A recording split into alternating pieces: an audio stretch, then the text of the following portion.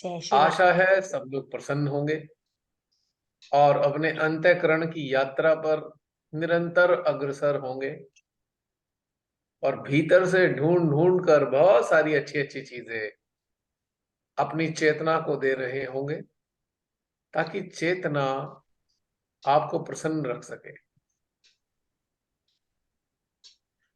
और थोड़ी सी प्रसन्नता और बढ़ गई होगी। अभी श्री माता जी की कृपा से, अनुकंपा से 11th वर्कशॉप का अनाउंसमेंट हो गया है,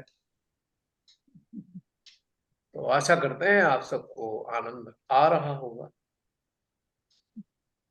सुमेधा ने तो टिकट ही बुक करा लिया। नाम पहले भेजा नहीं, टिकट बुक भी करा ली।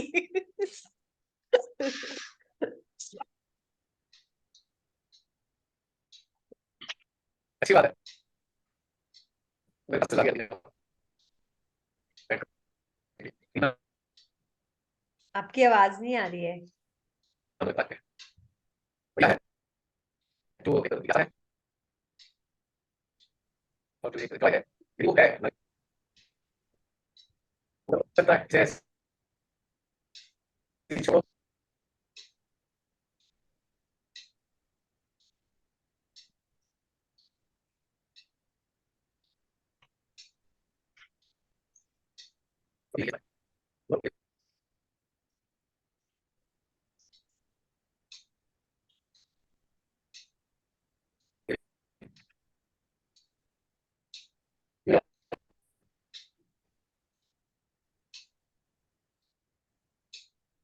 Jasleen, can you hear my voice?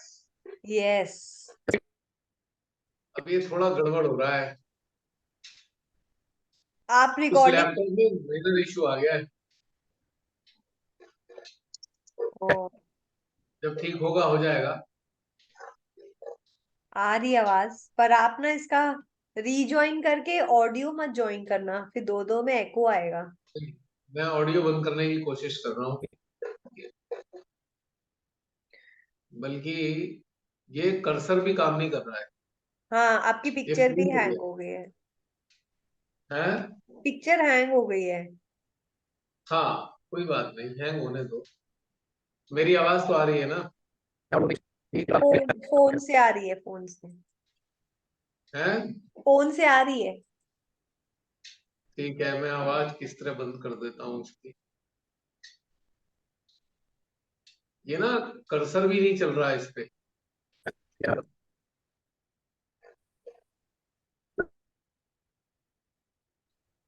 और ये बंद भी नहीं हो रहा। हैंग हो गया ये। पर ठीक है, एको नहीं हो रहा, नो प्रॉब्लम। हाँ तो मैं क्या बोल रहा था।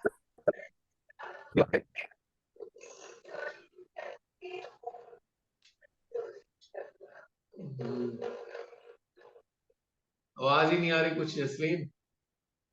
हमें आ रही है आपकी आवाज। अच्छा तुम क्या बोल रहे हो कुछ पता नहीं चल रहा। किसी ने कुछ भी नहीं बोला। अच्छा ये रिकॉर्डेड आवाज आ रही है अपने आप ही। किसी और के यहाँ से शायद बैकग्राउंड के आ रही है, वैसे आवाज नहीं आ रही।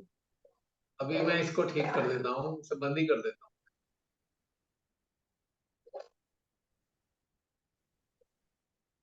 इसमें कोई मेजर इशू आ गया है जो कि चल ही नहीं रहा है।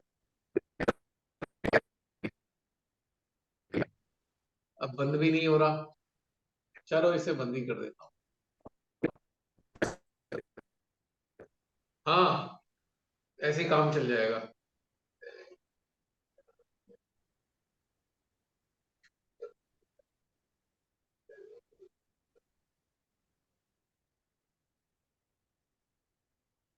हाँ तो मैं क्या कह रहा था। हम लोग बात कर रहे थे आनंद की और वर्कशॉप की। आनंद की।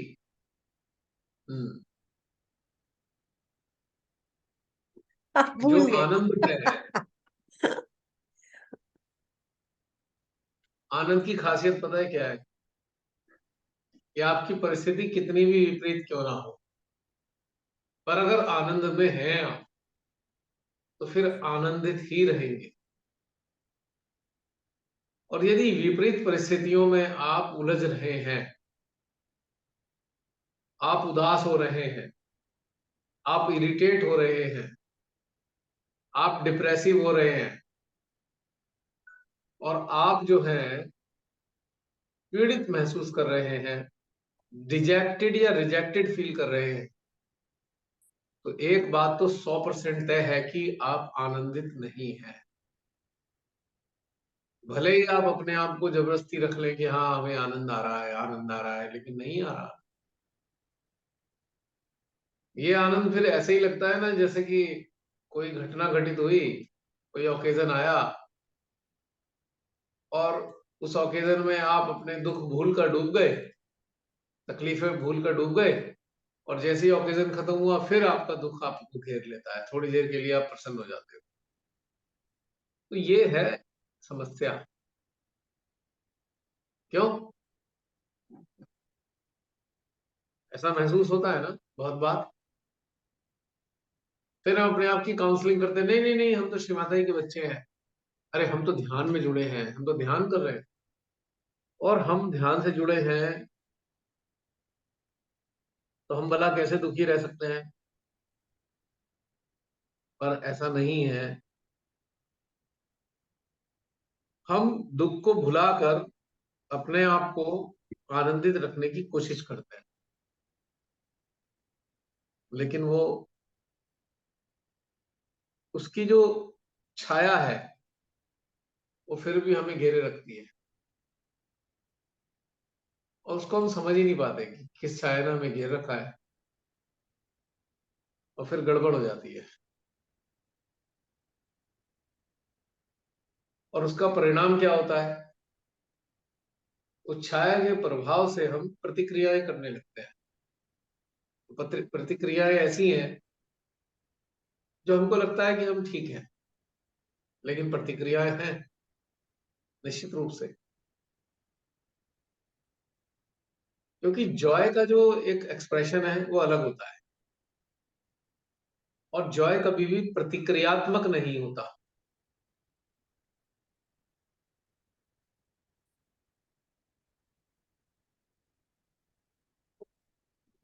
वो कभी भी प्रतिक्रिया क्रियात्मक नहीं होता जॉय, ये बात तय है। तो ऐसा हम सबके जीवन में बहुत बार होता रहता है। अब जैसे कई बार आप शादी ब्याह में जाते हैं, मिलते हैं, हालचाल लेते हैं एक दूसरे से, आप पूछते हो कैसे हो, तो सामने वाला कितनी आफत में होकर कह रहे, नहीं बहुत अच्छे हैं, बहुत अच्छे हैं, पर अच्छे होते नहीं है। जब थोड़ी देर बात करो तो उनका जो अंदर का थोड़ा उलझन है वो आपके सामने आने लगता है, और वही बड़े खुशी खुशी चहक रहे होते हैं। अभी शादियों का सीजन गया है, मैं भी फंक्शंस में बहुत बिजी रहा, तो वहां भी तरह तरीके के लोगों से मिलना हुआ, और यही दिखाई दिया सामने, अरे वाह बहुत अच्छा है, बहुत अच्छा है। बाद में थोड़ी देर बाद वो सारी चीज सामने आ रही है, व्यवहार में प्रकट हो रही है, जेस्चर्स में प्रकट हो रही है, या ये कहो कि उनके एक्ट्स में दिखाई दे रही है वो सारी चीज। तो कहीं ना कहीं हम अपने आप को भरमाते भी हैं, नहीं नहीं नहीं नहीं, हम तो जॉयस है, हमें तो कोई कष्ट ही नहीं है। और शादियों में जब थोड़ी देर बाद एक दूसरे से बातें करते हैं तो सामने आ जाती है कहानी। आप लोग भी आजकल शादियों के सीजन में होंगे, और थोड़ी देर बाद शुरुआत हो जाएगी किसी की बुराई भलाई, ये सब चालू हो जाएगा थोड़ी देर। इसका मतलब क्या हुआ कि वो लोग जो आनंदित होने का एक समझ लीजिए अपने आप को दिखा रहे थे, हम बहुत आनंदित हैं, बड़े प्रसन्न हैं, तो बुराई और भलाई जी की बातें जो हैं वो साबित कर देती हैं कि वो आनंदित नहीं थे, वो प्रसन्न भी नहीं थे। बस कह दिया, दिखा दिया, बस खत्म। ऐसा दैनिक जीवन में डेली हो रहा है, और ऐसे अवसरों पे तो ये चीज दिखाई देती है खास तौर से। एक इंटरेस्टिंग और बात मजेदार लगती है कि अभी किसी ने आपको बड़े प्रेम से बुलाया हुआ है, ठीक है, और आप भी चले गए हो बाद में, तो आपकी बातें हुई, वापस आए, तो कहीं से पता लगता है कि भाई उन्होंने, जिन्होंने बड़े प्यार से बुलाया था, उन्होंने बुराई शुरू कर दी आपकी। पीछे से पता लग रहा है, अरे तो भी बुलाया क्यों था भाई, इतना कष्ट है तो मत बुलाते। और ये होता है, पर बुलाएंगे भी, बुराई भी करेंगे, क्योंकि ये सारा गेम एक ईगो के सेटिस्फेक्शन का है। अच्छा ये बताइए कि बुराई से क्या फायदा होता है, किसी की बुराई करके क्या फायदा होता है? जो बुराई करता है उसको क्या अनुभूति आती है, और किस आधार पर बुराई करता है कोई, अभी महसूस कर सकते हैं? कभी कभी आप सब भी करे होंगे, बता दो, कोई बात नहीं, पुरानी यादें होंगी। वही सोच ही रहे थे क्या क्या फीलिंग आती है। अपने अंदर इंफीरियोरिटी का शायद होता है, तो अपने आप को जस्टिफाई करने के लिए या ये बताने के लिए कि हम इनसे अच्छे हैं, तो दूसरों की बुराई करते हैं, उन्हें नीचा दिखाते हैं। अब ये वाली फीलिंग क्यों आती है कि हम इनसे अच्छे हैं? हम क्यों ये बताना चाहते हैं कि हम इनसे अच्छे हैं?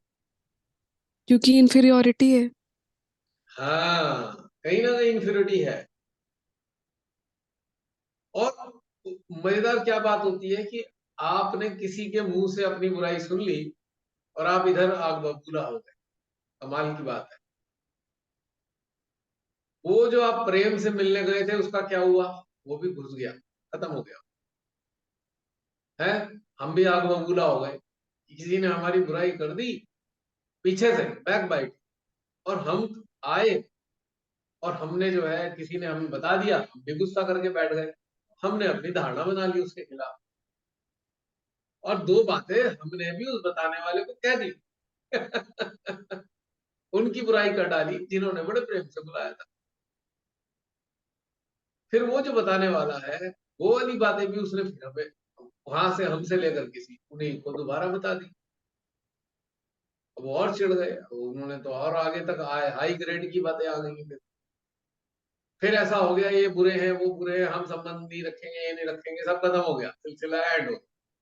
बहुत दिन तक शांति रही।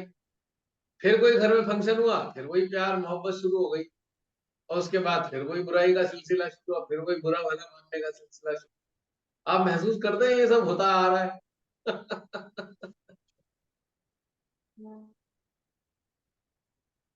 कितना मजेदार गेम है इंसान का है। मेरे को कभी कभी ये बात समझ नहीं आई, नहीं, यदि आप हमें पसंद नहीं करते तो बुलाते क्यों? कभी नहीं समझ में आती बात, क्योंकि मेरे साथ तो ऐसा है नहीं। यदि मैं किसी को पसंद नहीं करूंगा, डेफिनेटली मेरा उससे कोई मतलब भी नहीं होगा। बुराई भलाई तो बहुत दूर की बात है, और बुराई भलाई का मैटर ही खत्म हो जाता है यहाँ पे, क्योंकि नहीं है संबंध, तो नहीं है, खत्म हो गई बात। वीडियो ऑन करके फिर गड़बड़ ना हो जाए, इसलिए नहीं कर रहा, सपोर्ट नहीं कर रहा सिस्टम। ओके। अभी तो ऐसे ही अदृश्य में आकाशवाणी सुन लो मेरी। कभी इससे भी महरूम रह जाओगे। नहीं नहीं, ये हम सुन रहे हैं। मैं आप लोगों को देख पा रहा हूँ, बस मैं इसलिए नहीं कर रहा कि अगर मैंने इस पे डाला, इस पे एक एडिशनल लोड पड़ेगा जो कि ऑलरेडी सपोर्ट नहीं कर रहा है सिस्टम ये, इसलिए वॉइस और वीडियो दोनों बंद कर रखे तो उसका ऑन ही क्यों है, फिर उसको बंद ही कर दो। अच्छा, आप देख रहे हो? हैं। अरे तुम मुझे देखने भी नहीं दोगी क्या? मैं कौन तो होती हूँ? कम से कम मुझे ये तो पता लगेगा कौन इंटेंशन रख रहा है, बोलना चाहता है, कोई नहीं बोलना चाहता नहीं, मैं भूल गई। मैं स्किप कर दी वो प्लीट। है। यस, हम अपनी जिंदगी में ऐसे स्किप करते हैं बहुत सारी चीजें, और सहज यात्रा पे चलने वाले तो बहुत सारी चीजें स्किप करते हैं, फिर छटपटा के याद करते हो ये रह गया था भाई, ये गड़बड़, वो गड़बड़ नहीं। बड़ा मजा आता है भाई, मुझे तो बहुत मजा आता है। और धीरे धीरे धीरे धीरे वो वो सारा संसार का झंझट चलता ही रहता है लगा। तो उनसे कहो भाई, कभी कभी ऐसा होता है भाई, क्या बात है यार, हम आपको पसंद नहीं आ रहे, तो आप क्यों बुलाना चाहते हो?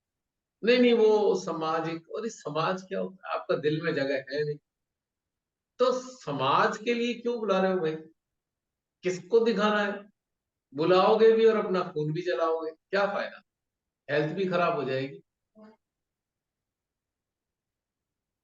लेकिन ये ट्रेंड, चूंकि कारण क्या है कि भय है, भय, सामना नहीं कर सकते।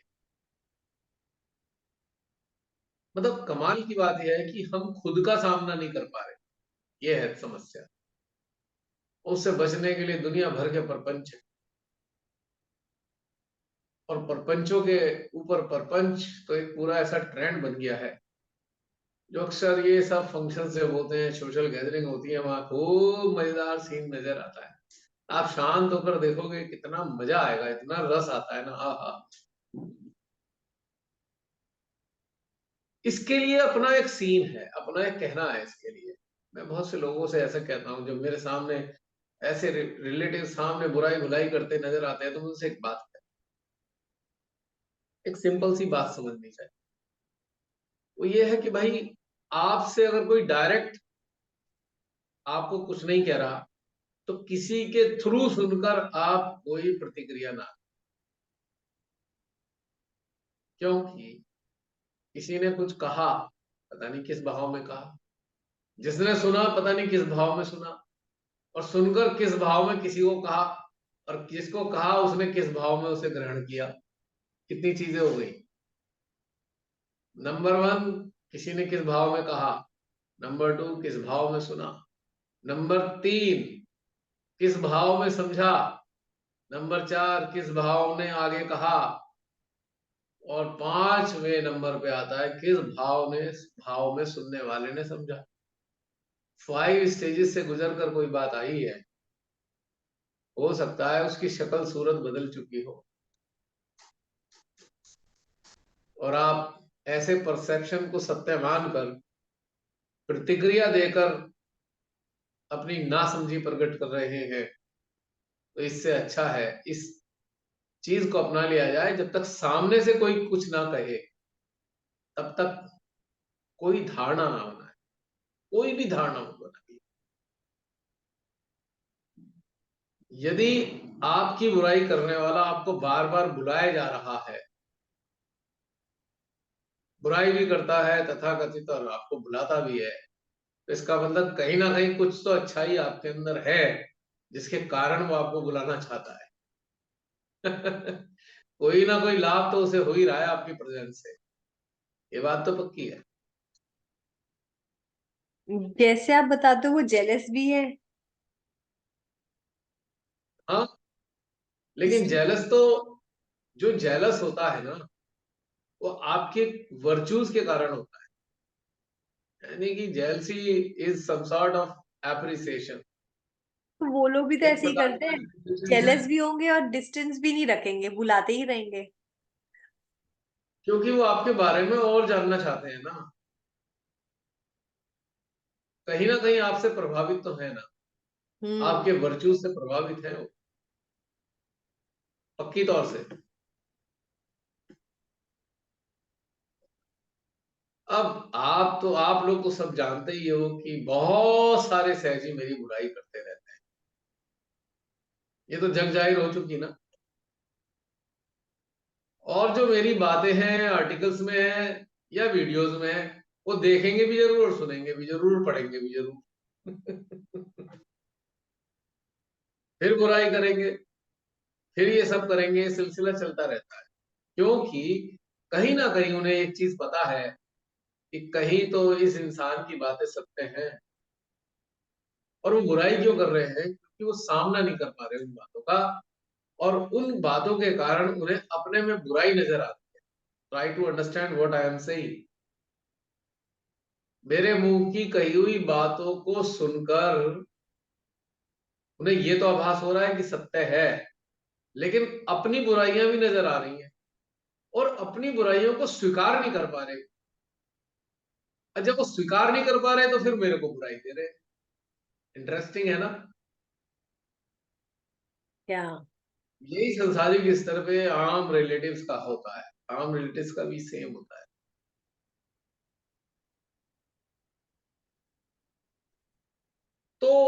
बुरा जिसको कहा गया है और कोई तीसरा चौथा इंसान वहां तक ये बात पहुंचाता है, अगर मैं समझता हूं कि हमको इस बात के लिए दिमाग में ही नहीं रखनी चाहिए कुछ चीज कि किसी ने क्या कहा। जब तक कि कोई सामने आकर आपसे कोई बात ना कहे तो आपको कोई परेशानी नहीं होती। इस अगर आप ऐसा करना सीख गए तो आप वास्तव में जॉयस रहेंगे। मेरे साथ तो बड़ा मजेदार किस्सा होता है। मुझे पता होता है जिनके बीच में बैठा हूँ बुराई कर रहे हैं, जैसे खास तौर से रिश्तेदारी में, मुझे पता है कि कहाँ कहाँ तक बुराई कर लेते हैं और बड़े हंस हंस के बड़े प्यार से बातें कर रहे होते हैं। मैं भी मजा ले रहा होता हूँ।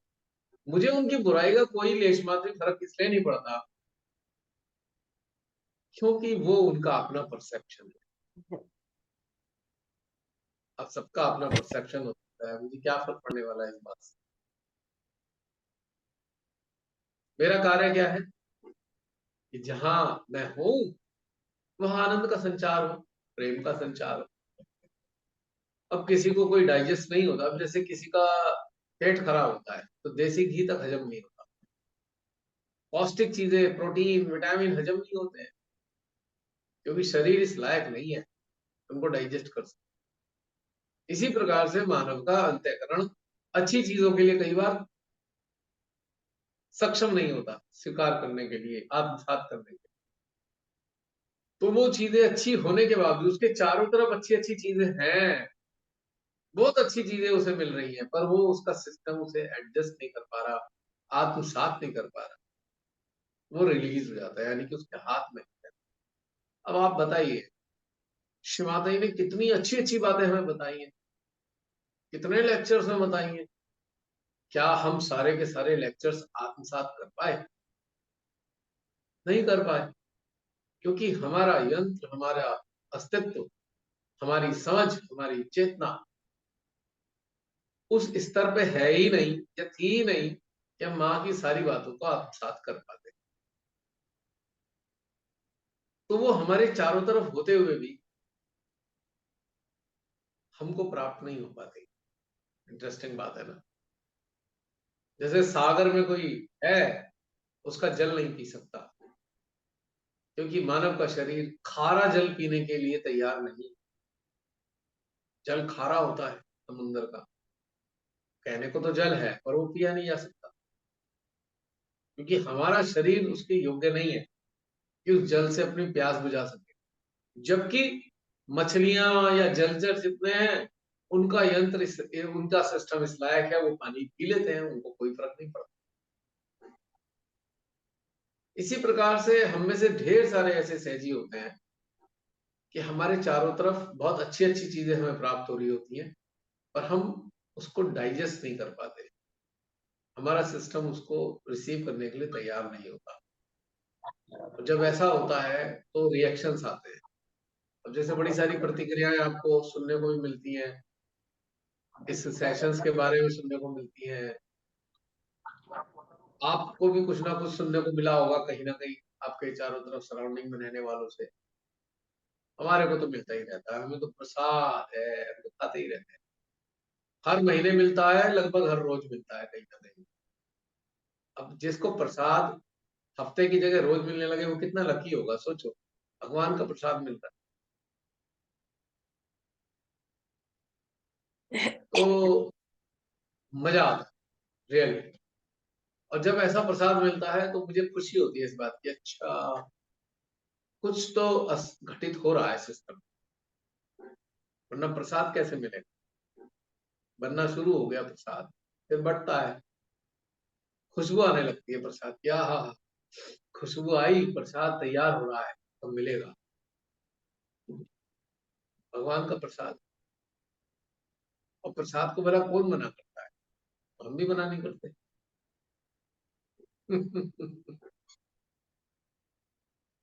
गुजरे आप लोग शादियों में ऐसी ऐसी बातों से कुछ? मैं तो अभी दो दो विवाह के आए, विवाह से संबंधित आए अटेंड करके आ रहा हूँ। बहुत कुछ देखने को मिला, मजा आया।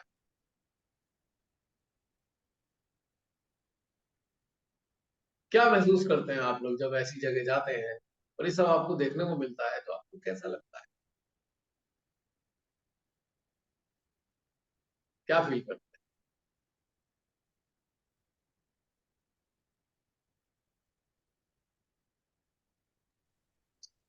लगता है हम बच गए, नहीं तो यहीं फंसे रह जाते। हैं? बहन बहुत अच्छी बात बोली आपने, पर आप एंजॉय नहीं कर पाते क्या? बहुत लंबे समय तक, मतलब जैसे ऐसा बहुत बार देखा है कि जैसे 4-5 लोग बैठे हुए हैं तो किसी छठे की बुराई हो रही है, फिर जैसे जैसे एक एक उठ के जा रहा है, जो उठ के जा रहा है उसकी बुराई शुरू हो जाती है। तो फिर लगता है कि मतलब, और इधर तो कुछ दिनों से मतलब हर हर रिश्ते में स्वार्थ दिखाई देता है।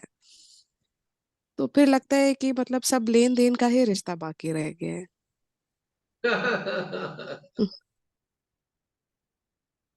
ये तो सत्य है, आपने बिल्कुल सत्य बोला। तुलसीदास जी भी कह रहे थे, स्वार्थ बिन नाही होती प्रीति, कह रहे थे वो तो पहले ही। संसार में जो, अगर हम संसार की बात करते हैं तो लेन देन पर ही आधारित है, और अगर हम अध्यात्म की बात करते हैं तो केवल वो देनदारी पर आधारित है, लेने पे आधारित नहीं है, देने पे आधारित है अध्यात्म। आपने देखा, जितने भी ऊंचे दर्जे के संत, पैगंबर, सदगुरु आए, केवल देने आए थे, लेना कुछ नहीं आए थे। यानी कि उन्हें कुछ नहीं चाहिए। ये संसार लेने और देने पे आधारित होता है। यहाँ पर बार्टर सिस्टम, मैं तुझको ये देता हूं, तू मुझे ये दे दे, तू मुझे ये दे रहा है तो मैं तुझको ये दे रहा हूं।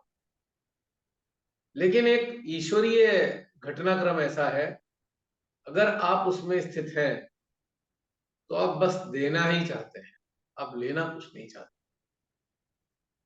भले ही कोई उस चीज को स्वीकार करे या ना करे, कोई उस चीज को समझ पाए या ना समझ पाए, आप तो बस केवल और केवल देना ही चाहते हैं और देते ही हैं, इस लेवल पे। कई बार देने वाली चीजों को सामने वाले की स्थिति नहीं होती स्वीकार करने की, लेने की, तो रिसीव नहीं कर पाते और प्रतिक्रिया उत्पन्न हो जाती, नॉन रिसेप्शन, प्रतिक्रिया। अब जैसे कि एक सूरज है, सूरज है, वो तो भाई प्रकाशित है, वो तो दे ही रहा है ना, गर्मी भी दे रहा है, प्रकाश भी दे रहा है। अब कई लोग जो हैं उसको झेल नहीं पा रहे। अरे भाई, जला डाला सूरज ने, तो बिल्कुल फूक दिया, स्कॉर्चिंग सन, झेला ही नहीं जा रहा है, काट रहा है सूरज। अब सूरज की बुराई शुरू हो गई, इतना तपता है। अब बेचारा सूरज क्या करे, उसका काम तो देना है, जो उसके पास है वो तो देगा, और कोई शरीर झेल पाए या ना झेल पाए। और जब किसी को बुखार होता है, फीवर हो, तो गर्मी में भी सूरज बड़ा अच्छा लगता है। क्यों बहन? देखा, फीवर में लोगों को सूरज में बैठने का बड़ा दिल करता जी भैया। है, क्योंकि कुदरती तौर से सिस्टम ही ऐसा बनाया गया है कि सूरज anti viral, anti bacterial properties से भरा हुआ। लेकिन शरीर यदि बीमार नहीं है तो प्रतिक्रिया करेगा, हाय बड़ी गर्मी है, आज तो जला डाला, फूक दिया, सारा शरीर जल गया है, टैन हो गया है, स्किन काली हो गई है, चेहरा ढक लो भाई, टैन हो जाएगा। तब यहाँ पे उसकी खराबियां नजर आती है, क्योंकि हमारा शरीर तैयार नहीं, या हमारे अंदर समझ नहीं। और यदि उस गर्मी को हम झेल लेते हैं तो हम तो भूल ही जाते हैं कि इतने सारे स्किन के बैक्टीरिया उसने खत्म कर दिए, जो हमारे को नुकसान पहुंचा सकते थे, सूरज में निकलने के बाद वही सही नष्ट हो गए। अब सूरज में रहते हैं तो विटामिन डी भी मिल जाता है, डायरेक्ट स्किन एक्सपोज होती है, खास तौर से पेट की और कमर की, जैसा कि मैं जानता हूं, जैसा बताते हैं डॉक्टर, तो विटामिन डी प्रोड्यूस करता है। हाँ, वो बात अलग है कि आप बहुत ज्यादा सूरज में रहेंगे तो कहेंगे भाई सूरज कैंसर तक हो सकता है, ऐसा बताते हैं, स्किन कैंसर हो जाता है। मुझको लगता है स्किन कैंसर केवल उन लोगों को होता है जो बहुत कम सूरज में रहते हैं। जो मजदूर है, सुबह से शाम तक धूप में रहता है, उसे तो कोई स्किन कैंसर, यानी कि अपनी क्षमता है कितना सहन कर सकते हैं। तो ऐसे ही कुछ अच्छी बातें कुछ झेल नहीं पाते, तकलीफ होती है, और जो दिखाई देती है शादी ब्याहों में, आपकी प्रेजेंस में वो सारी चीजें आती हैं, है ना इंटरेस्टिंग। तो प्रॉब्लम ये है कि आपको लग रहा है हाय मेरी बात से ऐसा हो गया, नहीं नहीं भैया, उसकी प्रॉब्लम है, उसका सिस्टम इस लायक नहीं है। Don't feel bad. आपको नहीं फील करना है कि आपकी बात से कोई बुरा मान गया, या उसकी समझ है, वो उसकी हेडेक है। आप तो बड़े प्रेम में किसी को सपोर्ट दे रहे हो, आप तो out of love, out of compassion किसी के साथ खड़े हो, किसी रिश्तेदार के पास बैठे हो और उससे झेल। हाँ, तो तुम्हारी साइड से ही होगी, यहाँ तो सब फेल है। हाँ हाँ।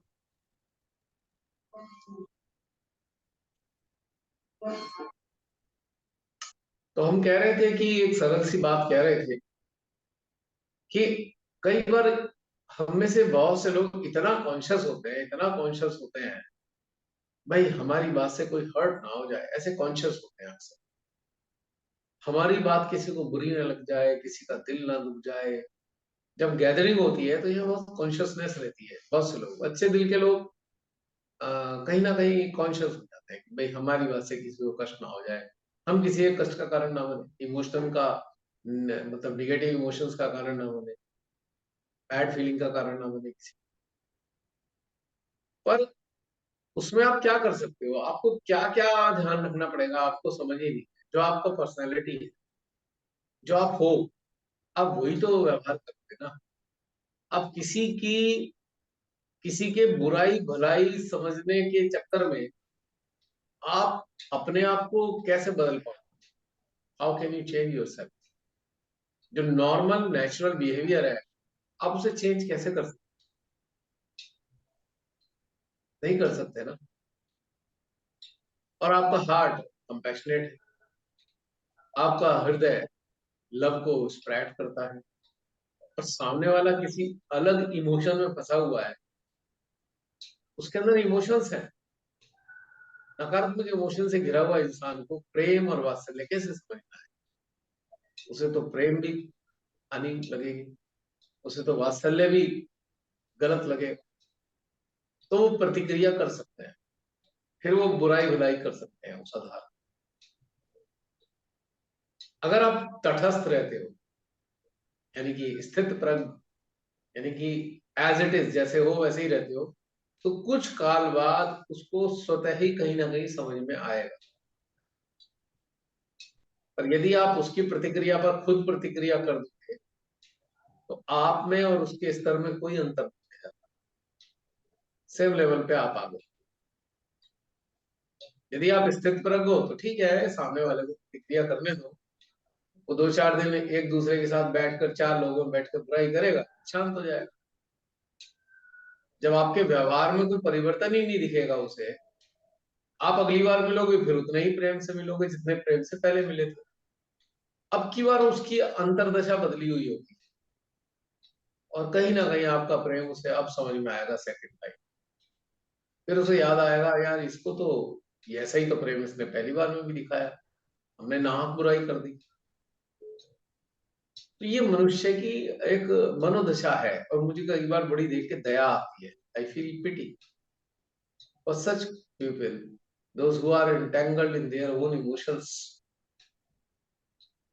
कई लोगों को देख के, वहां पे भी कई जगह फंक्शन में मेरे को देख के दुख हुआ, बड़ा बेचारे परेशान से और दुखी से दिखाई दी, और चूंकि वो अपने ही दुखों से दुखी थे, उसके लिए कोई तीसरा इंसान रेस्पॉन्सिबल नहीं।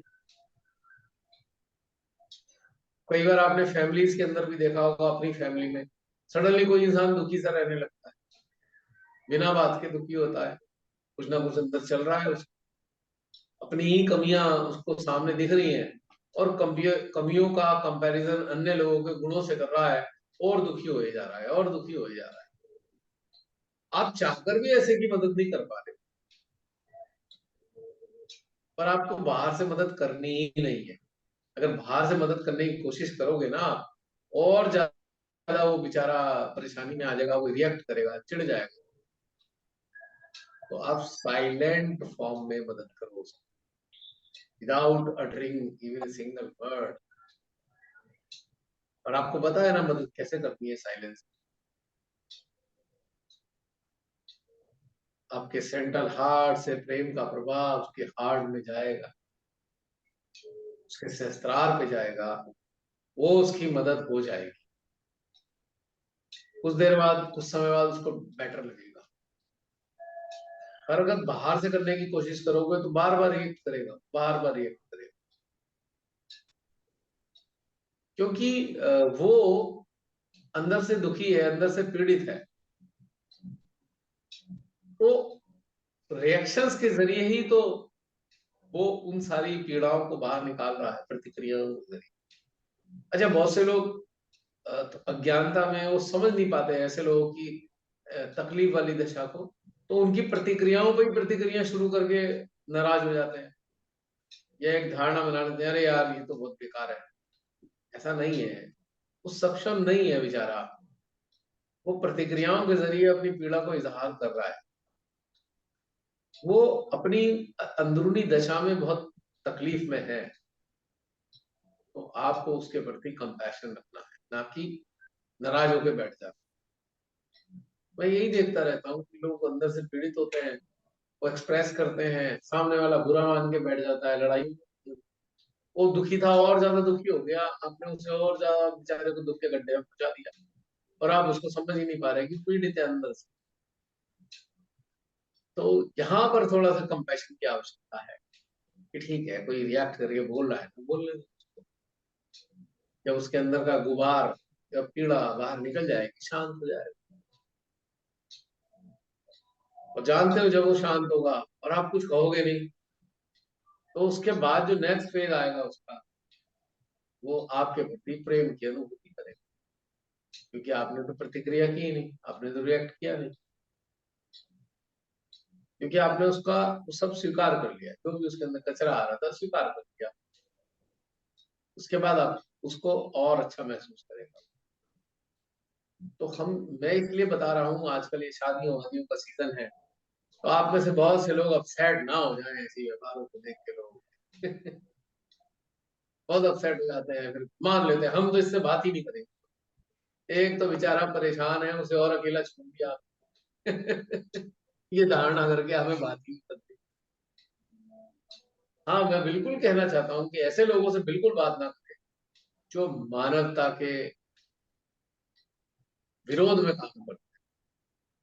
लेकिन इतने इमोशनल लोग हैं, अलग अलग तरीके के इमोशन में फंसे हैं, वो बेचारे पिटीएबल सिचुएशन में है। आप उनको डिजेक्टेड फॉर्म में, आप उन्हें डिजेक्टेड ना छोड़ें कि ठीक है कोई बात नहीं, कह दिया, कोई दिक्कत।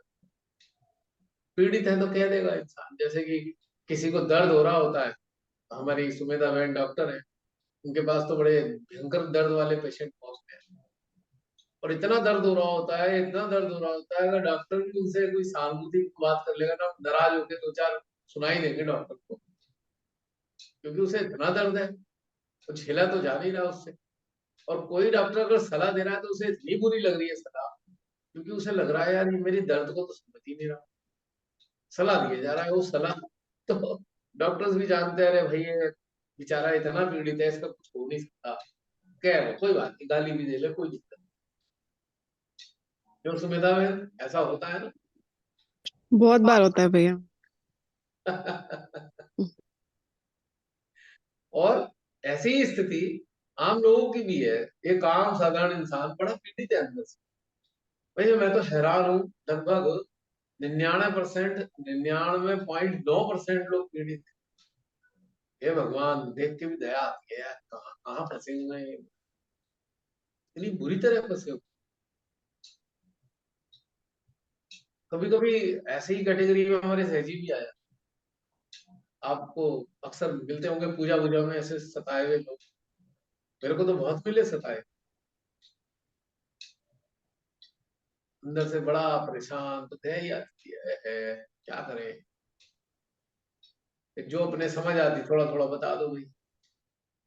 और कई बार वो इतने पीड़ित होते हैं, अगर आप बता भी रहे हो तो उन्हें बुरा लग रहा होता है। जैसे अभी डॉक्टर डॉक्टर को बुरा, डॉक्टर की बात का भी पेशेंट बुरा मान रहा होता है, दर्द सह नहीं पा रहा, तो सलाह भी बहुत बुरी लग जाती है, कई बार बहुत ही बुरी लगती है, क्योंकि अंदर इतनी पीड़ा है कि वो इजहार भी नहीं कर पा रहा है बेचारा। लेकिन यही आपका रोल है, शुरू होता है कि जब आप किसी ऐसे सहजी या किसी ऐसे मानव को देखें, और उससे दूर जाने की जगह साइलेंट मोड में आ जाना चाहिए आपको। ना प्रतिक्रिया करनी चाहिए, किसी के कहने सुनने की कोई प्रतिक्रिया नहीं, ये शांत होना है। और बदले में उसको हृदय में प्रेम का संचार कीजिए, उसको एनर्जी दीजिए, उसके सहस्त्रार में एनर्जी दीजिए, हार्ट में दीजिए, ताकि वो काम ना हो जाए। मैं आपको बता रहा हूँ, यदि ऐसा ना हो सकता होता ना, तो समझ लो हम भी इतनी बुरी कंडीशन में रहे होंगे कभी ना कभी। यदि श्री माता जी हमें भी रिजेक्ट कर देती इसी आधार पे कि हम रोधू धोंदू हैं, तो हमारा क्या होता, हम सब क्या जागृत हो पाते। इतना कंपैशन जरूर होना चाहिए, चाहे रिश्तेदार हो चाहे सहजी हो, जो पीड़ित है उसके प्रति।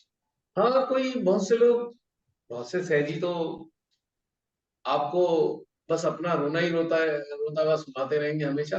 मैं उनकी बात नहीं कर, मैं उनकी बात कर रहा हूँ कि जो लोग दुखी हो जाते हैं और उनको रास्ता नहीं मिल रहा होता, तो आप उन्हें रास्ता दे सकते हैं।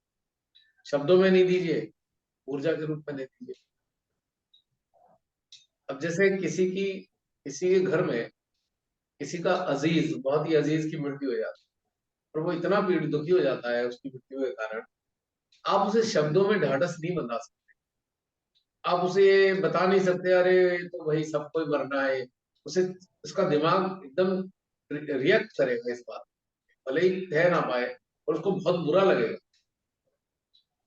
ये ढाढ़स वाले शब्द उसको तीर की तरह लगेंगे ऐसे, क्योंकि दुख है ना, बहुत दुख है, सहा नहीं जा रहा है। तो ऐसे में साइलेंट होना चाहिए, साइलेंट।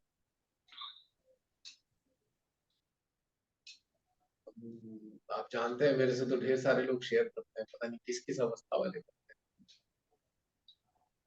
उसमें एक ही चीज होनी चाहिए, जो पीड़ित होकर आप बताना चाह रहे हैं, तो आप शांति से उसके हृदय में प्रेम का सार करते रहे। हृदय का जो प्रेम है आपके, उसके हृदय में जाएगा तो उसको थोड़ा ताकत देगा, शक्ति देगा, थोड़ा उसको, उसकी जो फीलिंग्स हैं उसको एक सहायता देगा, तो धीरे धीरे नॉर्मल होने लगे। उसका बहिष्कार नहीं करना चाहिए, या उसको प्रताड़ित नहीं करना चाहिए। बहुत से लोग आप दूर हो सकते हो, जो पता लगा साल 2 साल से बस रोना ही रोते हैं, उनसे दूर होना है। ऐसे सहजियों से थोड़ा दूर हो जाओ, फिर जब भी मिलेंगे अपना रोना रो देंगे। और अगर आपने कभी किसी की सलाह भी दी होगी, तो उसकी सलाह तो मानेंगे नहीं आपकी, बस वो अपने हिसाब से चाहते हैं कि आप वो बोल दें जो वो चाहते हैं। इंटरेस्टिंग बात ये है, जो वो चाहते हैं आप वो बोलो उनके लिए, ऐसा तो संभव होता नहीं। और आप वो नहीं बोलोगे तो वो आपकी बात को बुरा मान जाते हैं। ऐसे लोगों से थोड़ा दूरी बना के, क्योंकि वो दूरी इसलिए बनानी चाहिए ताकि आंतरिक स्तर पे उनको कुछ चीजें समझ में अपने आप आ जाए। तो ये दैनिक जीवन में घटता रहता है ना, घर में भी घटता है, सोसाइटी में भी घटता है, सहज के सर्किल में भी घटता है। पर शुरुआती दौर में थोड़ा कंपैशन होना जरूरी है। श्री माता जी ने बहुत मेहनत की है हम लोगों पे, बहुत सारी मूर्खताएं हमारी सही हैं, नो डाउट। तो प्रारंभिक अवस्था में हमको भी थोड़ा सा कंपैशनेट हो जाना चाहिए, पर साथ में एक चीज का गौर जरूर करना चाहिए। कि जो इस स्थिति में है, क्या वो सीकर है, क्या वो सीकर है या नहीं। और इसका एहसास आपको कुछ समय में हो जाएगा। अगर वो सीकर नहीं है तो बस फिर आपको अपना एक कर्तव्य पालन करके थोड़ा डिस्टेंस तो लाओ। अगर आपको महसूस हो रहा है सीकर है, तो फिर आप उसकी सहायता आगे भी कर सकते हैं। और यहाँ सहायता का मतलब मैं संसारिक सहायता की बात नहीं कर रहा हूँ। संसारिक स्तर की सहायता का तो कोई मतलब ही नहीं होता, लेकिन आंतरिक स्तर पे आपको सहायता करनी चाहिए अगर आपको महसूस होता है सीकर है। क्योंकि श्री माता जी ने एक बात कही थी बहुत पहले, आपको याद कीजिए, मैं बार बार 2-4 बार याद दिला चुका। श्री माता जी ने कहा कि जब मैं युद्ध कर रही थी राक्षसों से, तो मेरे गले की माला मोती भीतर गए, आप लोग मोती हो। अब श्री माता जी साक्षात स्वरूप में अदृश्य हो गई, लेकिन निराकार में मौजूद है। और यदि हम महसूस करते हैं कि हम उनकी संतानें हैं, तो हमें उनकी जिम्मेदारियों को पूरा करना चाहिए। यानी कि हमारा भी वही काम होगा, वो जो मोती हैं उनको चुनकर उनकी अंदरूनी स्तर पे सहायता करके उनको उन्नत होने में या उत्क्रांति की इस यात्रा पर उनको स्थापित करने में मदद करनी चाहिए। क्योंकि उत्क्रांति के बिना उनका कल्याण नहीं होने वाला, क्योंकि वो उत्क्रांति के लिए ही जन्म लेके आए हैं। हम सब लोगों ने उत्क्रांति के लिए ही जन्म लिया है, अपने काम धंधे बढ़िया करने के लिए जन्म नहीं लिया, अपनी आर्थिक स्थिति को सुधारने के लिए जन्म नहीं लिया, पूरी दुनिया में नाम कमाने के लिए जन्म नहीं लिया, सबको अपनी बातों से चलाने के लिए हमने जन्म नहीं लिया। हम सबको अपनी अपनी उत्क्रांति की यात्रा में अग्रसर होने के लिए ही जन्म मिला। और सीकर कौन है? वास्तव में जो सीकर है वो वही है जो उत्क्रांति की ओर जाना चाहता है, वही सीकर है। ज्ञान बांचने वाले सीकर नहीं होते। सीकर वो होते हैं जो ग्रहण करते हैं, आत्मसात करते हैं। और सीकर जो होते हैं उनके अंदर आत्मसात करने की क्षमता भी होती है।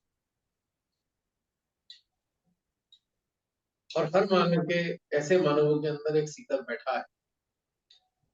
मैं तो ये कहूंगा अपने खुद के सीकर की भी तलाश कीजिए जो आपके अंदर बैठा है, और देखिए वो चाहता क्या, क्या सीकिंग आपके अंदर मौजूद है।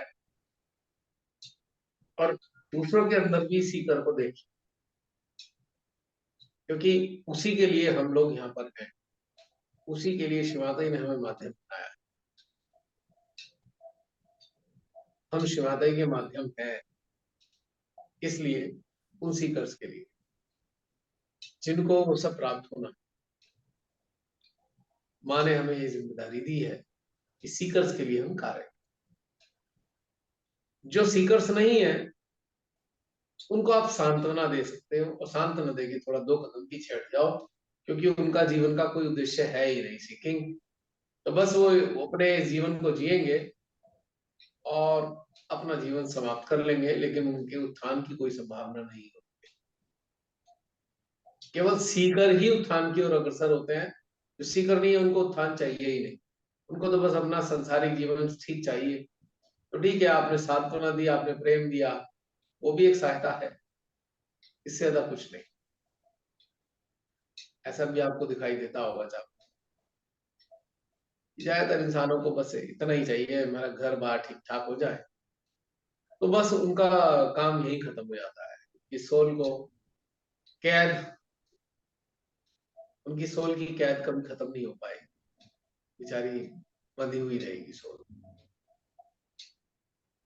और यदि ट्रू सीकर है, वो अंदर से चाहता है कि मेरी सोल मुक्त हो जाए, जो मेरे मनोभावों के बंधन में जकड़ी है, मेरे इमोशंस में जकड़ी है, मेरी प्रतिक्रियाओं में जकड़ी है, वो सोल मुक्त हो जाए। अपनी भी मदद करने की कोशिश करता है, और अन्य, जब वो खुद सक्षम नहीं होता तो अन्य लोगों की मदद से भी उसको ये राहत मिलती है।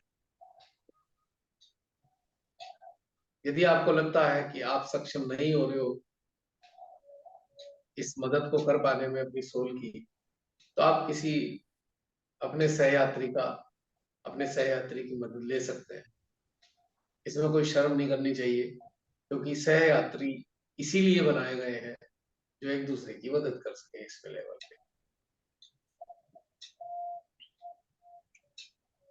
तो ये जो एक जीवन है वो जीवन सहयोग का है, और सहयोग के बिना ये जीवन चलेगा नहीं।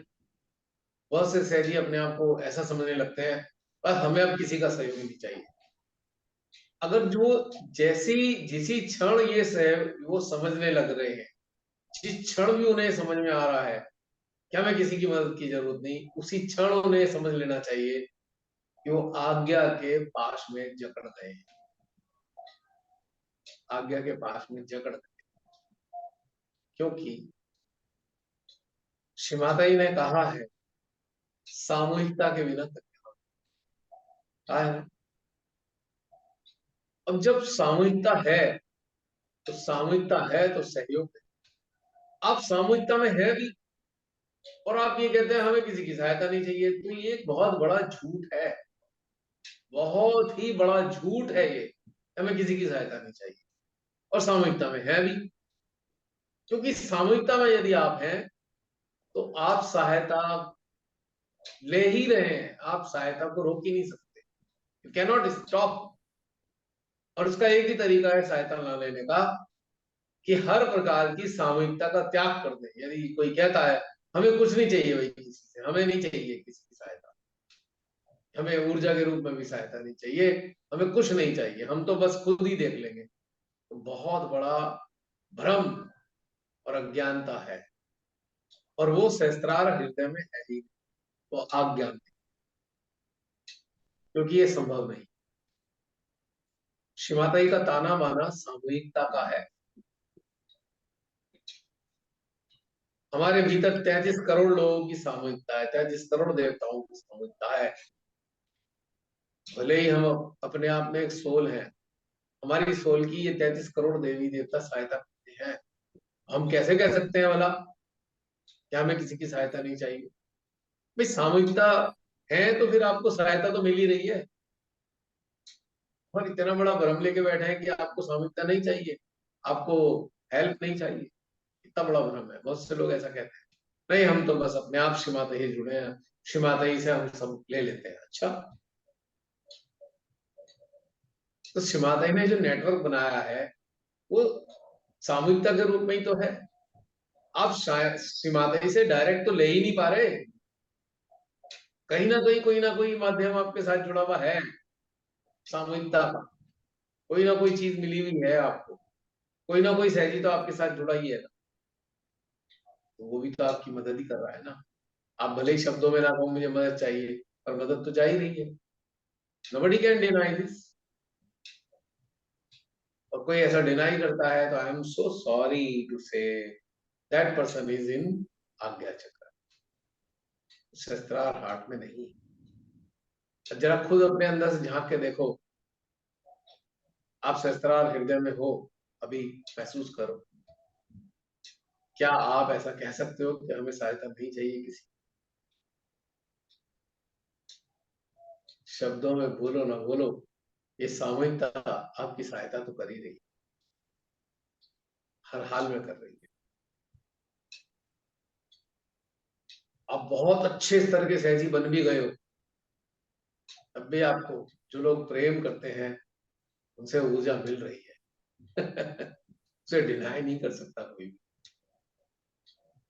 अगर कोई फिर भी डिनाई कर रहा है तो मैं उसको कहूंगा अज्ञानता, क्योंकि ये बात केवल आज्ञा चक्र के प्रभाव वाला ही कह सकता है।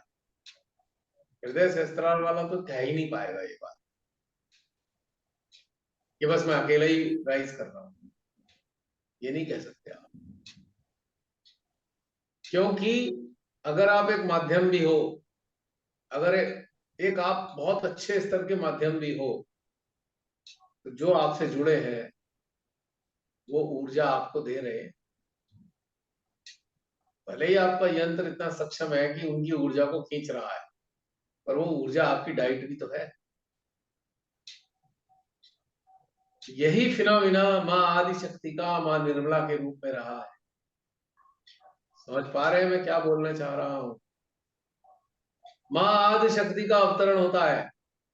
माँ आदि शक्ति सर्वोच्च शक्ति, ब्रह्मांड की शक्ति, ब्रह्मांड से परे की शक्ति, श्री महादेव की शक्ति जब इनकारनेट होकर माँ निर्मला के रूप में आती है, इनकारनेट होकर, तो ठीक है, उन्हें वहां से सहायता तो मिल ही रही है क्योंकि अपने आप में वो है, लेकिन संसार में प्रकाश को फैलाने के लिए उन्होंने कितनी मेहनत करी, जगाया लोगों को।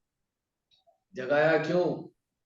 जो जागते गए उनकी ऊर्जा, उनकी कुंडली माँ निर्मला की शक्तियां बढ़ाती चली गई। माँ निर्मला की बात कर रहा हूं मैं आदि शक्ति की बात नहीं कर रहा हूं। आदि शक्ति अवतरित हुई है माँ निर्मला के रूप में, नो डाउट, और माँ निर्मला मानवीय देह में मौजूद है। और जितने भी लोग हैं उनकी कुंडलियां जागी हैं, उनकी कुंडलियां माँ निर्मला के साथ कनेक्ट हुई, उनके एनर्जी फील्ड को निरंतर बढ़ाती चली गई, बढ़ाती चली गई, बढ़ाती चली गई। और जब वो कुंडलियों की सामूहिकता बढ़ी तो माँ ने ऐसे ऐसे कार्य किए, राक्षसों का मर्दन किया, कितने ही राक्षसों को संहार किया माँ ने। माँ निर्मला के काल में माँ आदि शक्ति ने इतने ही राक्षसों का संहार किया है। उसमें हम सब की ऊर्जा भी शामिल है। हमारी श्रद्धा, हमारी भक्ति, हमारा प्रेम, उनसे हमें वात्सल्य प्राप्त हो रहा है और प्रतिक्रिया स्वरूप हमारे हृदय से प्रेम जा रहा है। वही प्रेम की ऊर्जा उनको मिलती रही और माँ निर्मला सशक्त होती चली गई, सशक्त होती चली गई और उन्होंने राक्षसों का मर्दन किया। उन्होंने उन राक्षसों को भी मारा जो हमारे आज्ञा में बैठे, लेकिन हमारी ही ऊर्जा उनको प्राप्त हो रही थी और वही ऊर्जा बदलकर शक्ति के रूप में उन राक्षस को मार भी रही। ये ठीक है कि उन्हें मां निर्मला के रूप में आए बगैर भी वो नष्ट कर सकती थी, लेकिन तब पूरी सृष्टि नष्ट हो जाती, क्योंकि अगर वो मां आदिशक्ति के रूप में नष्ट करने चलती निराकार रूप में, तो ये ब्रह्मांड, ये सृष्टि, ये धरती ही नष्ट हो सकती थी। और उन सारे राक्षसों का जो आज्ञा में बैठे थे, उनको मारने के लिए उन्हें खुद मानव देह को धारण करना पड़ा और उन्होंने टीच किया, हम सबको सहायता की उन्होंने हमारी, कि हम उस चीज को समझे और हम एक्सपोज करें उन राक्षसों को, मां आदि शक्ति के सामने एक्सपोज करें। हम जाने अपने अंदर में कि हमारे अंदर ये राक्षस बैठा है, ये शैतान बैठा है, और उसको सामने समर्पित करें मां को। तब मां ने मर्दन किया। आज जिन सहजियों ने समर्पित नहीं किया वो आज भी पीड़ित है और राक्षस आज्ञा में बैठे हैं। आप जानते ही हो, जिसके अंदर भी ये भाव है कि भाई मैं तो अकेला ही आगे चल रहा हूँ, तो वो समझ ली ना किसी शैतान के कब्जे में है वो। ये मैं गारंटी से लिख के दे सकता हूँ, ये माँ के सामूहिकता के सिद्धांत के विरोध में है। कहीं ना कहीं वो ट्रैप हो गया है, इसमें कोई शक नहीं। हर जो अच्छा माध्यम है, हर जो अच्छा यंत्र है, उसे अन्य सहयोगी प्रेम की शक्ति प्राप्त होती है, तभी वो और ताकतवर होता है। ये बात समझ लीजिए। अगर किसी माध्यम को कोई प्रेम ना करे, अगर किसी माध्यम के साथ कोई प्रेम से, वात्सल्य से ना जुड़े, वो निशक्त है। ये बात भी सत्य है। और दूसरी बात ये सत्य है, जितना माध्यम सशक्त होगा उतना सामूहिकता के लिए ज्यादा फ्रूटफुल होगा और सामूहिकता को अच्छे स्तर पर ऊर्जा लेने वाली स्थिति में स्थित करेगा। यानी कि रेसिप्रोकल है, ये एक प्रेममय आदान प्रदान है, एक कॉन्शियस स्टेट में नहीं है, ये नेचुरल वे में घटित हो रहा है, स्वतः ही घटित हो रहा है। ये भी समझनी होगी। बहुत से सहजी ऐसा सोचने लगते हैं, अरे ये बहुत अच्छा सहजी है, मैं बेकार हूं। नहीं, अगर आप जुड़े हो तो आप भी बेकार नहीं हो सकते, और बेकार होते तो जुड़े ही ना होते, सामूहिकता में ही ना होते। जैसे झुंड से किसी जानवर को, एक समूह है जानवरों का, जब अपने झुंड से किसी जानवर को बाहर फेंक देता है ना, वो झुंड से बाहर फेंका हुआ जानवर का हाल देख के कितना होता है कि अन्य जानवर उसके पीछे पड़ जाते हैं। उन्हें पता लग जाता है ये कमजोर है, अकेला ही है, इसे खा जाओ, तो मारा जाता है। बहुत से लोग अपने आज्ञा में उलझ कर सामूहिकता से हट जाते हैं, फिर उनकी दुर्गति होती है। आप जानते हो कितने लोगों की दुर्गति हो चुकी है, आपने देखा है ना। भले ही कहने को बाहर से सामूहिकता में दिखाई दे रहे हैं, ना ना हम तो वहां सेंटर भी जाते हैं, हम तो ये ना ना, खाली सेंटर जाने से काम नहीं चलेगा। आपको वो सामूहिकता चाहिए जिसमें, एक इंटरेस्टिंग बात बता रहा हूँ, सामूहिकता का वो सत्य बताने जा रहा हूं मैं, जिससे आप आसानी से समझ पा रहे।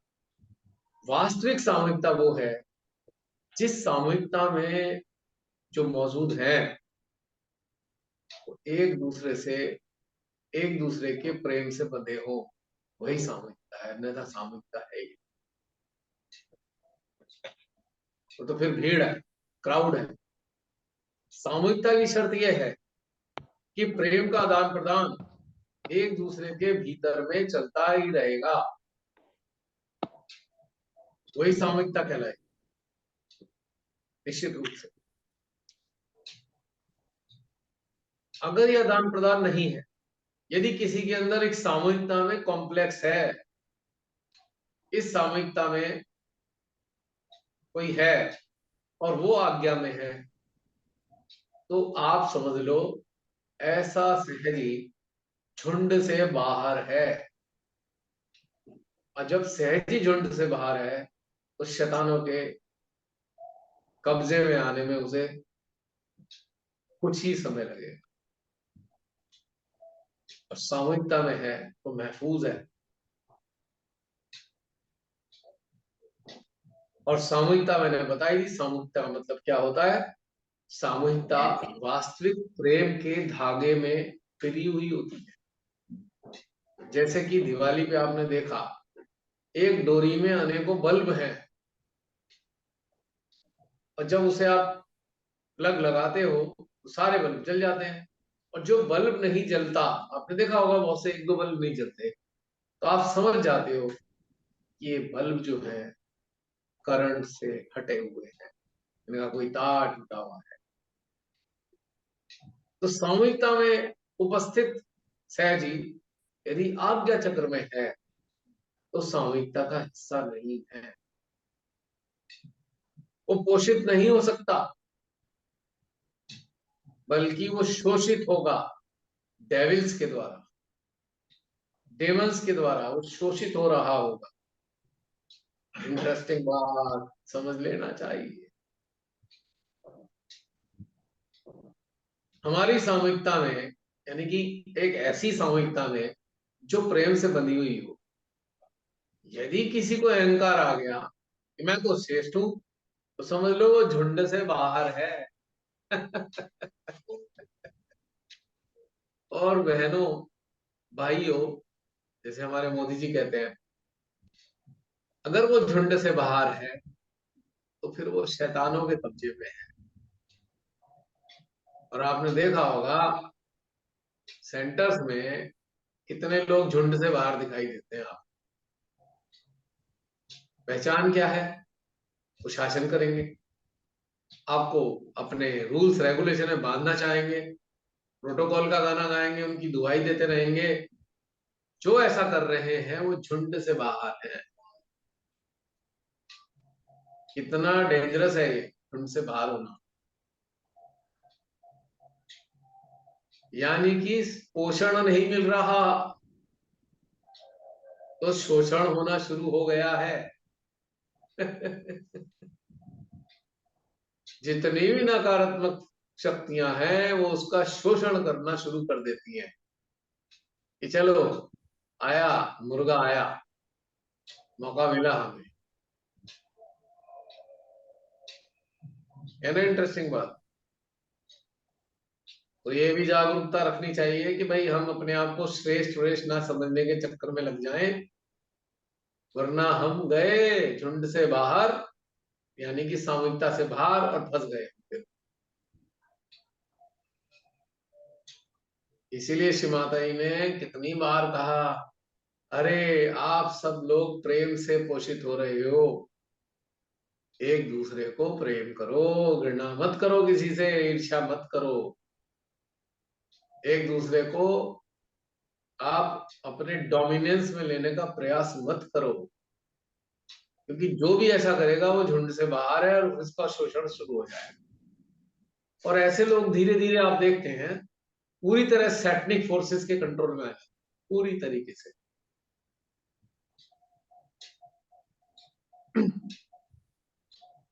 इसीलिए श्री माता जी ने एक उदाहरण दिया था ना, भाई कटा हुआ नाखून, अगर नाखून काट दिया जाए तो वो खत्म, पोषण बंद हो जाता है उसका। पर इसमें सहजियों को ये समझना चाहिए कि भीड़ सामूहिकता नहीं है। मैं ये नहीं कह रहा कि सारे सेंटर्स पे सामूहिकता या प्रेम नहीं होता, ये आप सब लोग खुद से जान सकते हो कि किन सेंटर से प्रेम है और किन पे नहीं है। इसको समझने में तो कोई दिमाग लगाने की जरूरत है नहीं, वो तो अनुभूति होती है। जिन सेंटर्स पे प्रेम नहीं है वो सामूहिकता ही नहीं है। अब आपको क्लैरिटी आ चुकी होगी इस बात से। तो शायद श्री माता जी ने इसीलिए ऐसा प्लेटफॉर्म तैयार कराना चाहा होगा, या जहां सब लोग बड़े प्रेम से जुड़े हो, एक दूसरे के साथ कनेक्टेड हो। भिन्नता हो, भिन्नता होना कोई समस्या नहीं, पर प्रेम का अभाव नहीं होना चाहिए। मैं तो स्पष्ट बोल रहा हूँ, यूट्यूब पे जो आप लोग सुन रहे हैं ये बात, आप अच्छे से समझ लीजिए। आप जिस सामूहिकता में जाते हैं, यदि उस सामूहिकता में प्रेम नहीं है तो सामूहिकता ही नहीं है, बल्कि आपके लिए हानिकारक बहुत सारे तत्व उपस्थित हैं जो आपको कष्ट पहुंचाने वाले हैं या कष्ट पहुंचा रहे हो। ये बात समझनी बहुत जरूरी। छोटी मोटी चीजें तो ठीक है, नहीं ना समझी समझी, लेकिन कोई भी अगर अपने आप को ये समझता है कि मैं बहुत श्रेष्ठ हो गया हूं, मुझे किसी चीज की जरूरत नहीं है, तो समझ लीजिए वो कटा हुआ है नाखून का हिस्सा, या झुंड से बाहर खदेड़ दिया जाने वाला पशु, जिसको बाकी जानवरों ने, हिंसक जानवरों ने ठिकाने लगा। श्री माता जी ने शुरू से ही सामूहिकता सामूहिकता सामूहिकता की बात। ठीक है, कोई लोग शरीर रूप में साथ नहीं जुड़ पा रहे हैं, और चेतना चित्त के स्तर पे भी अगर कनेक्टेड हैं, कलेक्टिव हैं, वो भी सामूहिकता का हिस्सा है। अब आप देखिए यहाँ पे आप कहाँ कहाँ से अपने अपने स्थानों पर बैठे हैं, कितनी कितनी दूर से बैठे हैं, पर यहाँ तो कलेक्टिव है ना। आपका हृदय, आपका सहस्त्रार, आपकी चेतना, आपका चित्त, आपकी जीवात्मा, आपकी आत्मा, आपके भीतर में रहने वाले सारे देवी देवता एक दूसरे के साथ जुड़े हैं, कलेक्टिव हैं। यही सामूहिकता है। इसके अभाव में तो सामूहिकता हो ही नहीं सकती। मुझे कई बार बड़ा आश्चर्य होता है, बहुत से लोग बड़ा वियर्ड बिहेव करते हैं, बहुत ही अजीबोगरीब सा व्यवहार करते हैं। और कई बार मैंने देखा है, जरा कुछ थोड़ा सा ज्ञान आया, बड़ी अजीब अजीब बातें शुरू हो जाती हैं। बड़ा, जिसे कहते हैं ना, एक अंग्रेजी की कहावत है, टू लुक डाउन अपॉन। क्यों जसलीन, मैं ठीक बोल रहा हूँ? थोड़ा सा आ गया याद सा, टू लुक डाउन अपॉन, कि ऐसे देखेंगे, ओहो ये बेचारा, ये ऐसे ही है, बस बैठ। तो सतर्क हो जाओ भाई, आप सामूहिकता से बाहर जा रहे हो। अगर ये भाव भी जरा सा आ गया ना, तिरछ भी इसकी आपकी आ गई, तो आपने एक पांव सामूहिकता से बाहर निकाल दिया है, वरना ये भाव आ ही नहीं सकता अंदर। It is very fatal and it is very dangerous. कई बार मुझे अफसोस होता है, मैंने बहुत लोगों को चेतावनी भी दी थी, आप लोग जानते हैं, मैं बड़े कई बार बड़े प्यार से समझाना चाहा कि भाई गड़बड़ हो रही है, नहीं माने, फेंक दिए गए बाहर। और उसके बाद जो है हुआ है आप देख सकते हैं। भले ही बाहर उन्हें लोग कहें वाह वाह क्या बात हो गई, लेकिन अंदर तो बेचारे खोखले हैं, एकदम कूड़ा भरा